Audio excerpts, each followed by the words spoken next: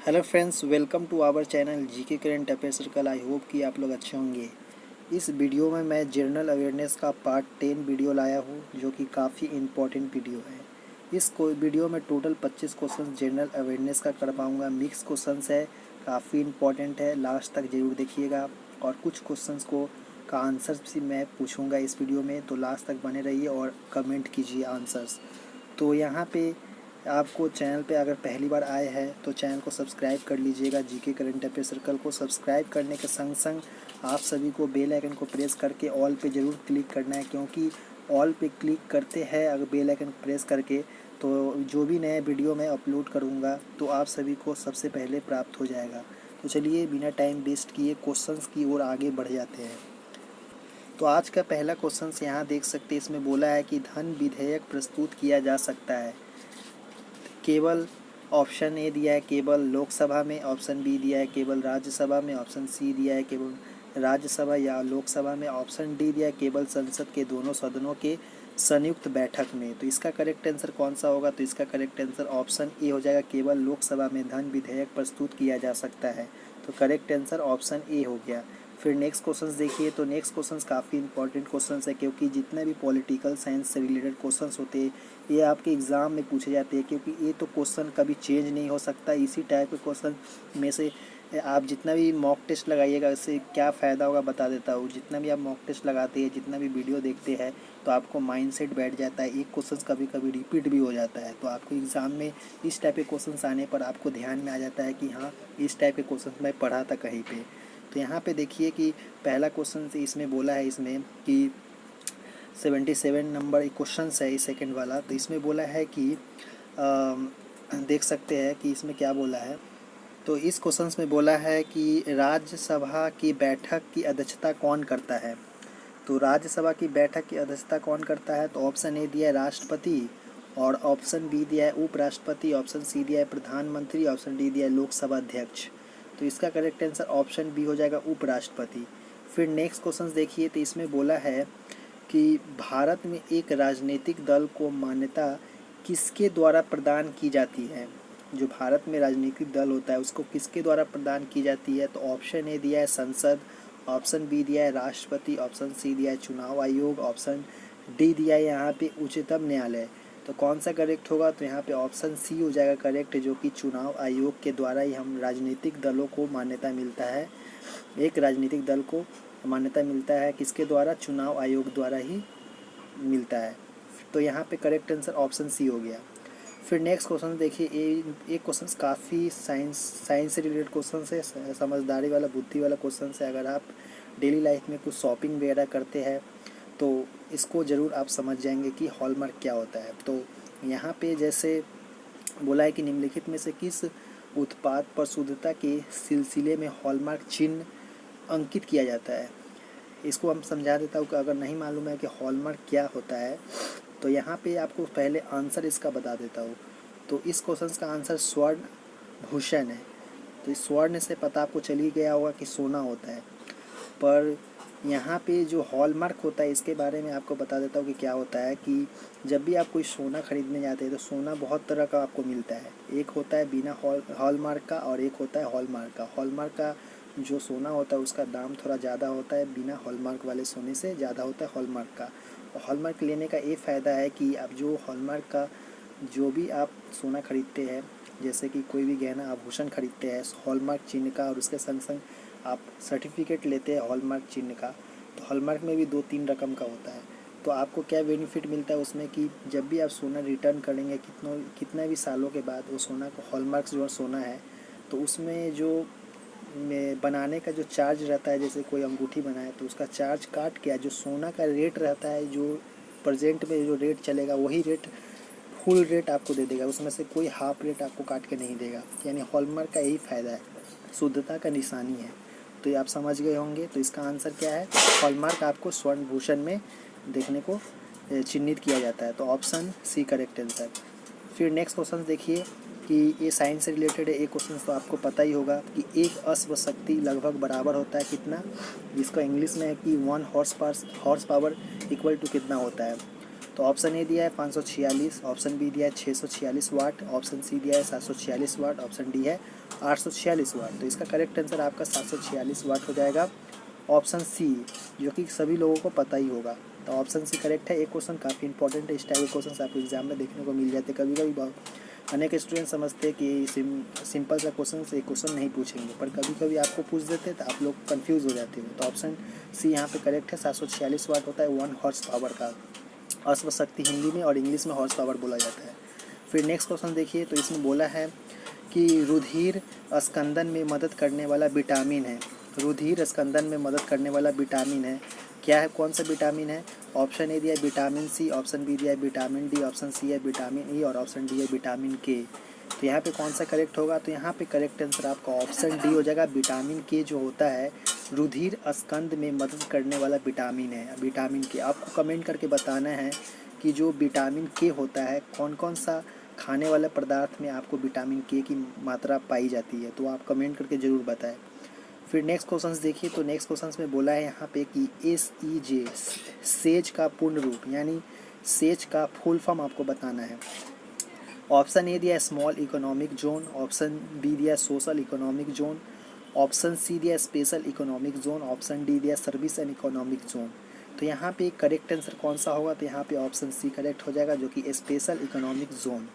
ये मुझे भी नहीं पता है कि ACG का फुल फॉर्म आपको बता दिया, पर ACG क्या होता है एक्चुअली, इकोनॉमिक से क्वेश्चंस है, नहीं पता। आपको अगर पता है तो ACG का फुल नेम तो बता दिया, पर इसका मतलब क्या होता है, कहाँ से कौन सा टॉपिक से, आप कमेंट करके ज़रूर बताएं। चलिए नेक्स्ट क्वेश्चन देख लेते हैं आगे। तो यहाँ पे नेक्स्ट क्वेश्चन देख सकते हैं, इसमें बोला है कि अनियत तापी प्राणियों के लिए निम्नलिखित में से कौन सा सही है? ये कॉमन टाइप का क्वेश्चन है। जैसे ऑप्शन ए दिया है उनका रक्त हर समय शीतल रहता है, ऑप्शन बी है उनके शरीर का तापमान वायुमंडल के अनुसार बदलता रहता है, ऑप्शन सी है उनके शरीर का तापमान सदा स्थिर रहता है, ऑप्शन डी है वे रास्ते में आने वाले सभी प्राणियों का वध कर देते हैं। तो कौन सा यहाँ पे सही है, जो कि अनियत तापी प्राणी के लिए निम्नलिखित में से कौन सा सही है? तो यहाँ पे ऑप्शन बी करेक्ट होगा कि उनके शरीर का जो तापमान वायुमंडल के अनुसार बदलता रहता है, यानी जो वायुमंडल के सिचुएशन के अनुसार उनका तापमान भी शरीर का बदलते रहता है। तो ये अनियमित प्राणी का एक प्लस पॉइंट है। तो ऑप्शन बी यहाँ पे करेक्ट आंसर है। आपको बताइए कि अनियमित प्राणी जो होता है वो कौन सा प्राणी होता है, आपको कमेंट करके बताना है। फिर नेक्स्ट क्वेश्चन है कि कंप्यूटर के लिए IC चिप आमतौर पर बनाए जाते हैं। कंप्यूटर से रिलेटेड है, जिनको कंप्यूटर के बारे में पूरा पता होगा उनको इसका आंसर इजी से दे देंगे। तो IC चिप जो होता है आमतौर पर बनाए जाते हैं कंप्यूटर के लिए। तो कौन सा पार्ट है, किस से बनता है वो आपको बताना है। चिप एक्चुअली में किस से बना जाता है, जो भी चिप होता है कंप्यूटर का? तो यहाँ पे ऑप्शन ए दिया क्रोमियम के, ऑप्शन बी होता है सिलिकॉन के बने होते हैं, ऑप्शन सी शीशा के बने होते हैं, ऑप्शन डी कॉपर के बने होते हैं। तो यहाँ पे करेक्ट आंसर ऑप्शन बी हो जाएगा, जो कि सिलिकॉन के, आमतौर पर जितने भी चिप होते हैं वो सिलिकॉन के बने होते हैं। तो ऑप्शन बी करेक्ट आंसर हो गया। आप लोग बताइए कि IC चिप होता है आमतौर पर कंप्यूटर के कौन सा पार्ट में लगे होते हैं, इसका यूज़ क्या होता है, आप कमेंट करके ज़रूर बताइएगा। फिर नेक्स्ट क्वेश्चन है कि तेजरिया बोल, यानी तेजरिया को बोल भी बोला जाता है और मंदरिया को बियर बोला जाता है। तो वार्निज के किस पहलू से संबंध है वो आपको बताना है। कहने का मतलब है कि तेजरिया एक नाम है और उसको नाम बुल भी बोला जाता है, और मंदरिया बियर यानी बोला जाता है, पहलू से संबंधित है। किससे है?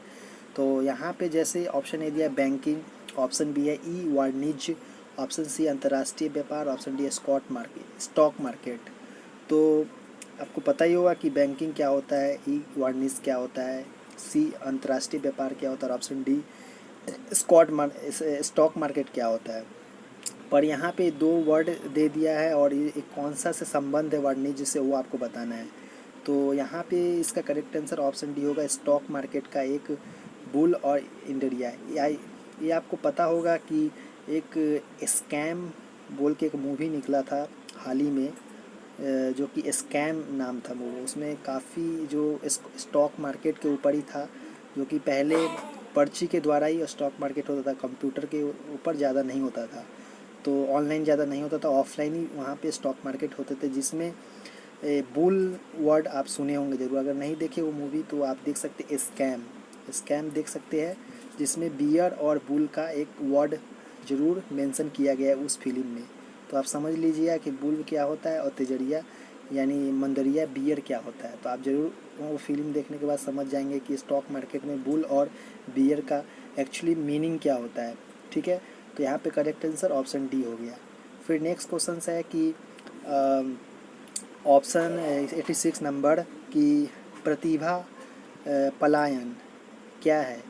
तो ऑप्शन ए है एक रोग है, ऑप्शन बी है शैक्षिक तथा तकनीकी संस्थाओं से विरत छात्रों को कहते हैं, ऑप्शन सी है वैज्ञानिक और औद्योगिक अनुसंधान पर व्यर्थ का चर्चा, और ऑप्शन डी है कि कुशल कर्मियों के उत्स्वासन को कहते हैं। तो कौन सा करेक्ट होगा। तो यहाँ पे प्रतिभा पलायन क्या है, तो यहाँ पे इसका करेक्ट आंसर ऑप्शन डी होगा, कुशल कर्मियों के उत्स्वासन को कहते हैं प्रतिभा पलायन। तो करेक्ट आंसर ऑप्शन डी। यहाँ पे फिर नेक्स्ट क्वेश्चन देखिए कि मछलियाँ निम्नलिखित में से किसके द्वारा श्वसन क्रिया करती है। ये सिंपल है, काफ़ी कंफ्यूज भी कर सकता है आपको। जैसे ऑप्शन है फेफड़े, ऑप्शन बी है नाक, ऑप्शन सी है हृदय और ऑप्शन डी है गिल्स। तो मछली किससे श्वसन क्रिया करती है, तो इसका करेक्ट आंसर ऑप्शन डी होगा, गिल्स से करती है। उनको नाक नहीं होता है, हृदय से भी नहीं लेता है और फेफड़े से भी नहीं लेता है, मतलब फेफड़ा होता है नहीं, तो गिल्स से लेता है। जो साइड में आप सभी को जैसे मछली का आकार अगर बना देता है ऐसे करके यहाँ पे, तो यहाँ पे जैसे इस साइड में जो आँख के पास में जो गिल्स नहीं होता है अंदर जो उठाने पर रेड कलर का दिखता है, उसी से वो श्वसन क्रिया करते हैं। तो यहाँ पे ऑप्शन डी करेक्ट आंसर। फिर नेक्स्ट क्वेश्चन देखते हैं आगे। तो नेक्स्ट क्वेश्चन देखिए, इसमें बोला है कि बंगाल के प्रथम गवर्नर जनरल का नाम क्या है, वो आपको बताना है। तो ऑप्शन ए है क्लाइव, ऑप्शन बी है वारेन हेस्टिंग, ऑप्शन सी है विलियम बेटिंग और ऑप्शन डी है कैनिंग। तो इसका करेक्ट आंसर आपका ऑप्शन बी हो जाएगा, वारेन हेस्टिंग बंगाल का प्रथम गवर्नर जनरल है। तो करेक्ट आंसर ऑप्शन बी। फिर नेक्स्ट क्वेश्चन देखिए, इसमें बोला है कि संसार का सबसे छोटा महासागर कौन सा है।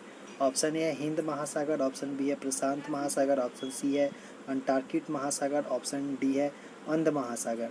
तो इसका करेक्ट आंसर आपका हो जाएगा ऑप्शन सी अर्कटिक महासागर, जो कि संसार का सबसे छोटा महासागर है। और ये यहाँ पे शायद बर्फ़ की मात्रा, जहाँ पे लोग कम रहते हैं, छोटा सा एरिया है और यहाँ पे बर्फबारी सबसे ज़्यादा होता है अर्कटिका में, यानी इसे सफ़ेद सागर के नाम से भी जाना जाता है। अगर ये सही मैं बोला हो तो आप कमेंट करके जरूर बोलिए कि हाँ ये सही बात है। तो ऑप्शन सी करेक्ट आंसर। फिर नेक्स्ट क्वेश्चन है कि इंग्लैंड के शासक जेम्स प्रथम का कौन सा शासकीय राजदूत जहांगीर के दरबार में आया था। इंग्लैंड के शासक जेम्स प्रथम का कौन सा शासकीय राजदूत जहांगीर के दरबार में आया था। तो ऑप्शन ए है हॉकिंस, ऑप्शन बी है एडवर्ड्स, ऑप्शन सी है सर टॉमस रो और ऑप्शन डी है सर वाल्स स्टॉक। तो इसका जो करेक्ट आंसर ऑप्शन ए हो जाएगा हॉकिंस। हॉकिंस जो थे, जो कि इंग्लैंड के शासक थे, जो कि जेम्स के प्रथम शासकीय राजदूत जहांगीर हॉकिंस आए के दरबार, माने जहांगीर के दरबार में आए थे हॉकिंस। तो ऑप्शन ए करेक्ट आंसर। फिर नेक्स्ट देखिए, तो नेक्स्ट क्वेश्चन में इसमें बोला है कि निम्नलिखित में से किसको सेल का पावर प्लांट भी कहा जाता है। सेल का पावर प्लांट कहा जाता है। सेल जो SAIL, इसका फुल फॉर्म आप बताएंगे कि सेल का फुल फॉर्म क्या होता है। तो इसका जैसे ऑप्शन ए देख रहे हैं गोल्जी काय, ऑप्शन बी है माइटोकाइंडियन, ऑप्शन सी है राइबोसोम, लाइजोसोम। तो ये सेल जो मैं बताया वो अलग था, ये बायोलॉजी से रिलेटेड है। जैसे सेल पावर प्लांट कहलाता है, तो कौन सा, ये बायोलॉजी से रिलेटेड है। तो इसका जो करेक्ट आंसर आपका हो जाएगा ऑप्शन बी हो जाएगा माइटोकांड्रिया। फिर नेक्स्ट क्वेश्चन देखिए कि इसमें बोला है कि वर्ग विहीन समाज की अवधारणा दी। वर्ग विहीन समाज की अवधारणा दी, कौन दिया था। कार्ल मार्क्स ने, ऑप्शन बी TB बोटोमोर ने, ऑप्शन सी हर्बर्ट स्पेंसर ने और ऑप्शन डी इनमें से कोई नहीं। तो इसका जो करेक्ट आंसर ऑप्शन ए हो जाएगा, कार्ल मार्क्स ने वर्ग विहीन समाज की अवधारणा दी थी। ये इंपॉर्टेंट क्वेश्चन है, इसे स्टार मार्क जरूर दीजिएगा। फिर नेक्स्ट क्वेश्चन है कि साहू को मुगल कैद में किसने मुक्त किया। साहू को मुगल कैद से किसने मुक्त किया। Option A Jahandar Shah, option B Aurangzeb, option C Shahjahan Azam और ऑप्शन डी शाहजहां काम बख्श। तो किसने किया था? तो इसका करेक्ट आंसर ऑप्शन सी होगा, शाहजहां आजम ने शाहू को मुगल कैद से रिहा किया, क्या मुक्त किया था। नेक्स्ट क्वेश्चन देखिए, इसमें बोला है कि अंडमान द्वीप समूह और निकोबार द्वीप समूह निम्नलिखित में से किसके द्वारा एक दूसरे से अलग किए गए हैं? किसके द्वारा किया गया वो आपको बताना है। ऑप्शन ए है 10 डिग्री चैनल, ऑप्शन बी है ग्रेट चैनल, ऑप्शन सी है बंगाल की खाड़ी और ऑप्शन डी अंडमान सागर। तो कौन सा करेक्ट होगा? तो यहाँ पे ऑप्शन ए होगा 10 डिग्री चैनल जो होता है, इसके से अंडमान द्वीप समूह और निकोबार द्वीप समूह को अलग किया गया है। तो ऑप्शन ए करेक्ट आंसर। चलिए नेक्स्ट देख लेते हैं आगे। तो नेक्स्ट क्वेश्चन देखिए, ये है फिजिकल से रिलेटेड क्वेश्चन, जैसे लोक की परत पर किस धातु में गैल्वेनीकरण होता है? लोहे के परत पर किस धातु से गैल्वेनीकरण होता है? Option A manganese Mn, option B zinc Zn, option C Ba barium, option D Al aluminium. तो किससे होता है? तो इसका करेक्ट आंसर ऑप्शन बी हो जाएगा, जिंक Zn। फिर नेक्स्ट देखिए, तो नेक्स्ट क्वेश्चन में बोला है कि चंद्रमा के गुरुत्वाकर्षण से पृथ्वी का गुरुत्वाकर्षण कितने गुना अधिक होता है, वो आपको बताना है। चंद्रमा के गुरुत्वाकर्षण से पृथ्वी का गुरुत्वाकर्षण कितने गुना अधिक होता है? तो आपको पता होगा कि जब भी हम चंद्रमा के ऊपर जाते हैं तो हम लोगों का जो वेट होता है 1/6 हो जाता है। अगर आपका वेट 100 kg है तो इसको इंटू कर देंगे 1/6 से और 6 से इसे भागा करेंगे, वही वेट आपका वहाँ रहेगा।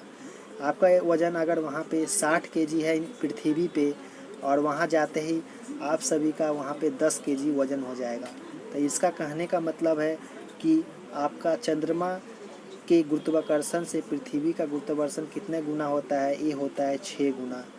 तो इसका कहने का मतलब है कि वहाँ पे 1 रहेगा तो यहाँ पे 6 रहेगा पृथ्वी पे। तो यही आपका फ़र्क है दोनों के बीच में। तो ऑप्शन सी करेक्ट आंसर 6 गुना। आई होप कि ये क्वेश्चन आप समझ लिए होंगे। फिर नेक्स्ट क्वेश्चन देखिए, तो इसमें बोला है कि किस अधिनियम के द्वारा ब्रिटिश संसद ने ईस्ट इंडिया कंपनी का भारत में व्यापारिक एकाधिकार समाप्त कर दिया था? किस अधिकार के द्वारा ब्रिटिश संसद ने ईस्ट इंडिया कंपनी का भारत में व्यापारिक एकाधिकार समाप्त कर दिया था? Option A regulating act 1773, option B charter act 1813, option C charter act 1833, option D government of India act 1858। किस एक्ट के द्वारा ब्रिटिश संसद ने ईस्ट इंडिया कंपनी का भारत के व्यापारिक अधिकार समाप्त कर दिया था? तो इसका करेक्ट आंसर ऑप्शन बी होगा, चार्ट एक्ट 1813 के तहत ब्रिटिश संसद ने ईस्ट इंडिया कंपनी को व्यापारिक अधिकार समाप्त कर दिया था भारत में। तो करेक्ट आंसर ऑप्शन बी हो गया। फिर नेक्स्ट क्वेश्चन देखिए, तो इसमें बोला है नेक्स्ट क्वेश्चन में कि जैसे कि बोला इसमें कि निम्नलिखित में से किस व्यक्ति को grand old man of India के रूप में जाना जाता है? ये आपको काफ़ी इम्पोर्टेंट है, क्योंकि ये क्वेश्चंस आपको बार बार एग्ज़ाम में देखने को मिलते हैं। इम्पोर्टेंट क्वेश्चन है कि ग्रैंड ओल्ड मैन कौन है, और सभी को पता भी होगा, कुछ स्टूडेंट को और कुछ स्टूडेंट को पता नहीं होगा। तो चलिए मैं बता देता हूँ। ऑप्शन ए है बाल गंगाधर तिलक, ऑप्शन बी है दादा भाई नौरोजी, ऑप्शन सी है मोतीलाल नेहरू, ऑप्शन डी है लाला लाजपत राय। तो इसका करेक्ट आंसर है दादा भाई नौरोजी, जो कि काफ़ी सबसे ओल्ड मैन इनको माना जाता है, सबसे ओल्ड मैन। आज सही में ओल्ड मैन थे, grand old man of India के नाम से दादा भाई नौरोजी जाने जाते हैं। तो ऑप्शन बी करेक्ट आंसर है। फिर नेक्स्ट क्वेश्चन देखिए, तो नेक्स्ट क्वेश्चन में बोला है कि भारत में भाभा परमाणु अनुसंधान केंद्र BARC कहाँ अवस्थित है? तो ऑप्शन है पोखरण, ऑप्शन बी है ट्राम्बे, ऑप्शन सी है बेंगलुरु, ऑप्शन डी है कोलकाता। तो इसका करेक्ट आंसर ऑप्शन बी हुआ, ट्राम्बे में BARC अवस्थित है। ट्राम्बे करेक्ट आंसर है। आप बताएंगे कमेंट करके ट्राम्बे कौन सा राज्य में है। चलिए नेक्स्ट देख लेते हैं। तो नेक्स्ट क्वेश्चन है कि निम्नलिखित में से राष्ट्रीय आय को जनसंख्या के आकार से विभाजित करने पर क्या प्राप्त होता है? तो ऑप्शन ए है प्रति व्यक्ति आय, ऑप्शन बी है निर्वाह स्तर, ऑप्शन सी है निर्वाह व्यय, ऑप्शन डी है प्रति व्यक्ति उत्पाद। तो इस क्वेश्चन का करेक्ट आंसर ऑप्शन हो जाएगा प्रति व्यक्ति आय। मतलब कि निम्नलिखित में से राष्ट्रीय आय को जनसंख्या के आकार में से विभाजित करने पर क्या प्राप्त होता है? प्रति व्यक्ति आय, यानी प्रति व्यक्ति जो भी आय करता है उसका जो इनकम होता है वो यहाँ पे शो करता है जनसंख्या के आकार का। तो ऑप्शन ए करेक्ट आंसर हो गया। आई होप कि ये टोटल 25 क्वेश्चंस आपको काफ़ी सही लगा तो लाइक कीजिए इस वीडियो को और शेयर कीजिए, और चैनल पे पहली बार है तो सब्सक्राइब जरूर कीजिए, क्योंकि सब्सक्राइब करेंगे तभी जाके आपको नए नए वीडियो आपको मिलेंगे। सब्सक्राइब करने के संग संग बेल आइकन को जरूर प्रेस कीजिएगा। चलिए नेक्स्ट वीडियो मिलते हैं, धन्यवाद देखने के लिए।